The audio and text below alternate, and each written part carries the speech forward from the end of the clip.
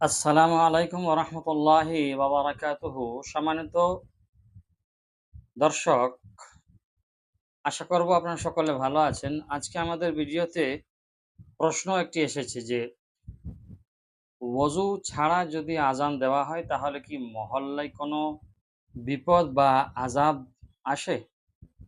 আর ওযু ছাড়া যদি আজান দেওয়াই হয় তাহলে কি তাতে ভিন্ন কোনো ক্ষতি হতে পারে?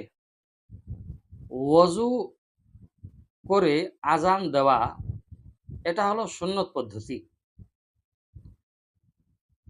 আর কেউ যদি বিনা অজুতে আজান দিয়ে দেয় তাহলে আজান হয়ে যাবে, এর মধ্যে কোনো সন্দেহ নেই।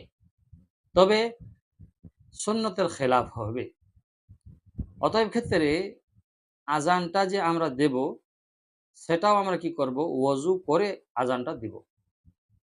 যদি নেহাত সময় না থাকে, সময় পেরিয়ে যাচ্ছে, এমত অবস্থায় বিনা অজুতেও যদি আজান দেওয়া হয় কোনো অসুবিধা হবে না। আর বিনা ওয়াজুই যদি আজান দেওয়া হয় তাহলে মহল্লার মধ্যে কোনো রকমের অসুবিধা, কোনো রকমের আযাব, কোনো রকমের বিপদ আসবে না। সেজন্য সম্মানিত দর্শক, আমরা যখন আমাদের আজান দেওয়ার সুযোগ হবে, আমাদের দরকার যে আমরা ওযু করে আজানটি দিব। ভালো থাকবেন। আসসালামু আলাইকুম ওয়া রাহমাতুল্লাহি ওয়া বারাকাতুহু।